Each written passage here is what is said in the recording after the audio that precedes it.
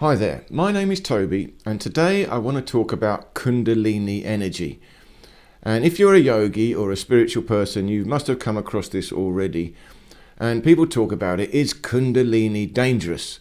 The Kundalini energy wakes up, or you could have trouble, you could do yourself damage, you could go mad. So is that true? Well, yes and no. First of all, let me demystify this a little bit. You see, Kundalini is really the same as Chi energy. It's the same thing. All these different esoteric practices around the world, they've got slightly different philosophies, slightly different training methods, even slightly different anatomy, energetic anatomies of the body. For example, Chinese, you've got the meridians, the acupuncture points, the flow of Chi through the body. But those points are slightly different. If you go to Thailand and you learn the Thai massage system, the points are slightly different. Many are the same, but there's some different ones. The same in Tibetan, the same in Indian ones. So they all got a slightly different approach and a slightly different idea. Now that makes it very confusing. But it's not. It's not. It just tells you one thing. We're dealing with metaphysics. We're dealing with energy. It's subjective, and you can come at it from lots of different angles. So the question is, which one is right and which one is wrong? Well, they're all right. They're all right. It depends at the way you're looking at it. So Kundalini, they talk about energy, and they talk about the energy in the spine. It's the base of the spine. So Kundalini sits at the base of the spine, and if you activate it, or a master activates your Kundalini, it'll go up the spine, and then you will reach enlightenment at the top. But if you study the Tao, they talk about it differently. Again, in the Tao, Kundalini is waking up your Kundalini. The energy comes to you. But in the Tao, or in the Qigong people, they all call it just activating your Qi. When your Qi gets activated, again, it's an experience of energy. You're having an experience. And sometimes that could be a very powerful experience. It's a psychedelic experience. So it's very similar to taking psychedelics. Again, that connects, they say it as well, if you take psychedelics, it will activate your Kundalini and it's dangerous. Yes and no. It all depends on your personal state of mind. What's going on with you? You see, if you've got big, serious mental issues, big problems from your past, and you take some psychedelics, you can go on a bad trip. And you might not come back from that bad trip. They might leave you lost in psychosis. So it's the same thing with Kundalini. If you've got some bad things going on in your mind, you're not aware of them. And when you activate the Kundalini, it triggers these bad things and you go into a psychosis. And again, you might not come out of it. So that's the risk. But it's not the exercises per se. It's you personally. And again, there's more to this, you see. They also say that if you're going to do Kundalini or any of these esoteric energy works, you must have a master, a true master to watch you and train you carefully so that no bad things happen to you. And you've got to train it properly. And it's correct. The main problem is this. If you're going to activate your energy, you must also train your physical body. See, remember, the Kundalini people were yogis. They practiced yoga, physical exercise. They did that for a long, long time. They got a certain level of mastery of their body, a certain level of fitness in their body, so that if they unlock energy, more energy coming to them, it can channel through their body. It's safe. It's the same in Qigong. In Qigong, you're doing martial arts. You're doing a lot of physical movements as well. So that means your body is prepared. Your body can handle a larger amount of energy when it comes to you. And if you can't, if your body is not ready and you unlock a lot of energy, well, it just goes up to your head. It might just go up to your brain, trigger this psychedelic experience and get stuck in your head. So that's where you might have problems. But it's very simple to solve these problems, is train your body. Got to get into your body. Ground it all down. Ground it downwards. And I've got to demystify this for you a little bit. I've got to explain this to you. Because all these different esoteric practices around the world, they're all slightly different. Remember, metaphysics is internal training. It's subjective. The real world, the physical world, is objective, but the internal world is subjective. So you can explain it in different ways. And it depends on your approach. And again, you have different energy levels. You see, many different levels of energy.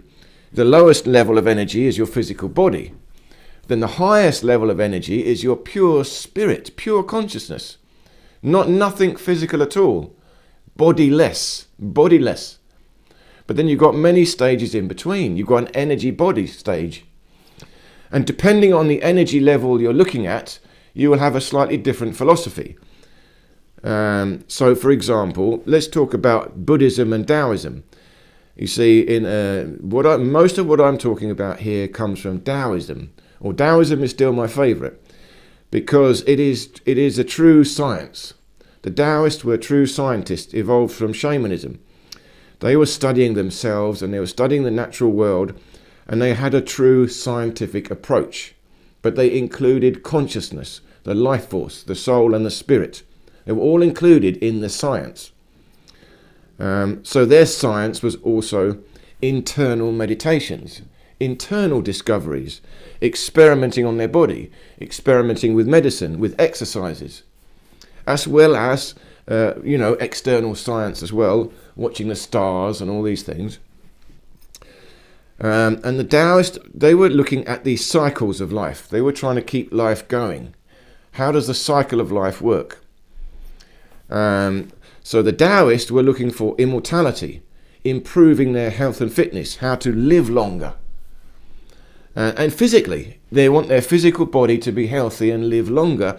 And could it possibly live forever? Could they achieve physical immortality? And if not physical, could they achieve a spiritual immortality? Could they live on in an energy body? They're essentially still alive in an astral body. And then you've got the Buddhists. So they had a different philosophy. They wanted to leave. They're meditating to go up and above and go into nirvana, way beyond the cycle of life and death. So they don't care to live on. They're not trying to achieve physical immortality. In fact, they're working towards death. They want to go beyond life and death, disappear. So because they've got two different approaches, they've got two slightly different types of training, different exercises. It's the same with the Tibetans, and it's the same with the Kundalini, the yogis. The yogis believed and they wanted to go beyond the physical realm, off forevermore, into nirvana. So the idea of Kundalini is to transmute your lower energies upwards, till you go into pure spirit, and everything transmutes and you're off. You're gone. The Tao have got the same idea, but they're not trying to go off. They want to come back down again. They're creating a circuit. So if you want to look at the difference between the Kundalini and the Tao, Kundalini is similar to the Buddhist idea. The energy goes up and off. And the same in the Tibetans, they're trying to fly off. Off they go. And the Tao will do that, up, off, connect to the universe, but then bring the energy down again, back down to the belly, back into the body. They ground it again. And then they start the circuit, go up, and then they go down, up, down. And if you get this circuit, a circuit between the metaphysical realm and the physical realm, it's the secret of the life force energy. It's the secret of longevity and possibly immortality. And philosophically speaking, immortality is possible in theory. Of course, we can't prove it. We can't prove it. So let's just see if I live to 150 and get somewhere in proving it. Let's see. But it doesn't matter because they're also looking for spiritual immortality. They're not trying to fly off into nirvana. They're still going to be in the physical realm in an astral body, doing things, helping people. So it's a different philosophy, a different idea. And it's important to get that distinction. And the other thing to realise is how does the energy work? There are different levels to the experience of the energy. So in Tai Chi, for example, they relax. And you can start to feel the Chi when you relax, you experience it. Everyone can feel this quite quickly. Just relax. You can feel a relaxation, a little energy in your body. And it's going through the fascia and the skin, The fascia, if you don't know what the fascia are, is like something that holds all the muscles together. It's another skin inside your skin. And there's different layers to the fascia, and they move like this. So a lot of electricity can build up in the fascia. The energy, the chi can be there. So when you relax, you can feel this.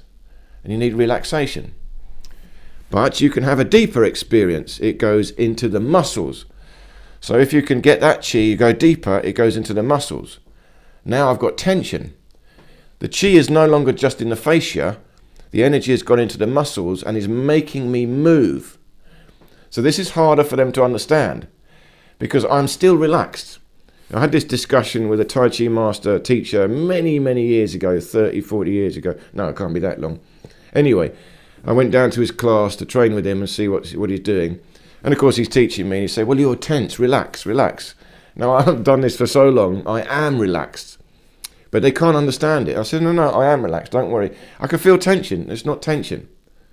It is tension, but it's not tension. I am relaxed. Here's the chi, relaxed, total relaxed. But it's just tingling, it's just flowing, through the fascia. Now that the energy goes deeper into the muscles. So what happens when it goes into the muscles? They activate. The muscles activate. Now it makes you move. It's still spontaneous movement. I'm not doing any work for this. So there is tension here, but I can maintain this tension virtually indefinitely. You don't get tired. So that's what I was saying to the guy. Okay, let's do your Tai Chi. Don't worry about it. Let's see. Because I would do fighting like this, pushing hands, for an hour, 2 hours, non-stop. And most people will fight with me and say, well, that's high tension. So if it was high tension, I should get tired. They would get tired. I don't get tired. I keep going. It's because it's the chi. The chi has gone into the muscles, and that is now activating the muscles. It's a different experience of the energy. It now looks something crazy is happening. And this is what happens again when you awaken the kundalini or the energy. You start moving. Your body moves. You see it. Your body moves. Your arms might fling about. You've activated the energy and it's gone into the muscles. And now you've gone crazy. You're moving. It's spontaneous movement. It's not in your control. It's not in your control. So when you first have this experience, it's very disconcerting. What the hell is happening? Why am I moving? I don't know how I'm moving. And then there's a third level, goes even deeper, and that is going into the bones. So when the tension has gone, when the chi has gone into the muscles, it goes deeper, deeper into the bones. So now again, it still has tension, but it's a combination of tension and relaxation. It's going very deep in the bones. It requires now a more focused mind. So now, if you can get to the level of bones, you can handle a vast quantity of energy channeling through your body. So now, if you have the kundalini waking up, boom, it's in the bones. It's in the bones. I can handle it. It's not lost in my head, making me go mad. And again, you see, you need a clarity of focus to see through the wisdom. You need wisdom. Again, the kundalini, when it goes into this level, goes up to the head, you get psychedelics. I see light, hear sounds, you get the colours. But all of that is still incidental. It's just like the movement. It's incidental. It's just another level of the energy. And you still need to maintain your focus to search for the wisdom. The lights and the colours are a distraction. I just want to channel the energy. I want to get it into me. So I still maintain control even in a kundalini awakening. And that's what I'm doing all the time. All my training is kundalini. It's chi. It's the same thing. It's the same thing. Now the kundalini talks about the spine and the center of the spine, inside the spine, and they have two channels that go around the spine like this. It's the Ida and Pingala channels, they call it. And the central one is the Sushumna, they call it. So when they're talking about inside the bones, and this is more like mysterious, esoteric channels, we're talking about a higher sort of frequency of energy. See, in the chi, they're talking about chi in the belly. They talk about the belly as the main center. They do talk about the spine as well. The sacrum is extremely important in the Tao, and the Tantra is all the same thing. All the same thing. It's just coming at it from a different angle. So if you can demystify this, it's simply your own life force energy, and we're not used to it.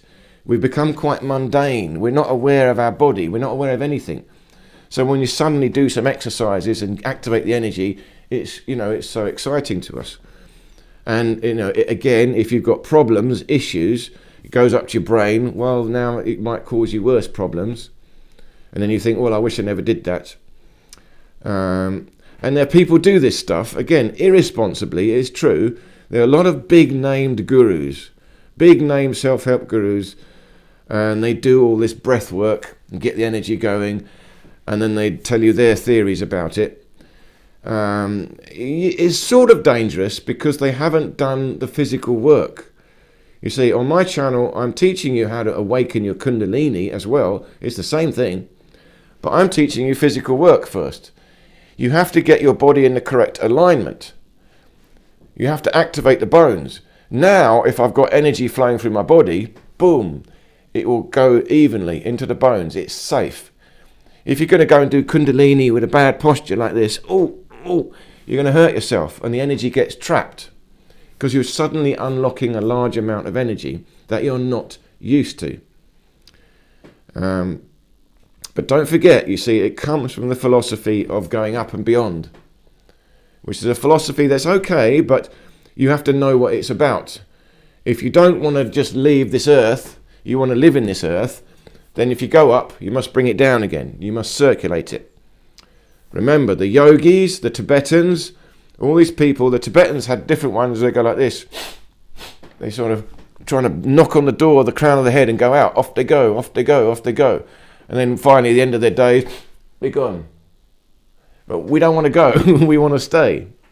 You see, we want to stay. So that's why I like the Tao. The Tao goes up just to connect to the energy, but you're always aware of it and you bring it back down again into your body, into the feet, into the earth. You ground it in the earth.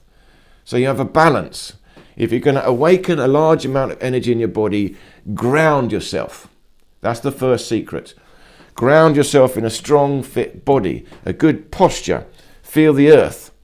Now you can do your meditation to awaken the Kundalini. That's fine. But it's about balance. And balance, the balance point is the heart, in the middle here, the seat of your soul. As long as you focus on this point, again, you'll be safe. It's when you focus on this point, and always up, always up, always up, well, you're going to go up. Don't focus on the up, always down, up, down, round and round and round. It's actually a circuit. It's actually circulating the life force.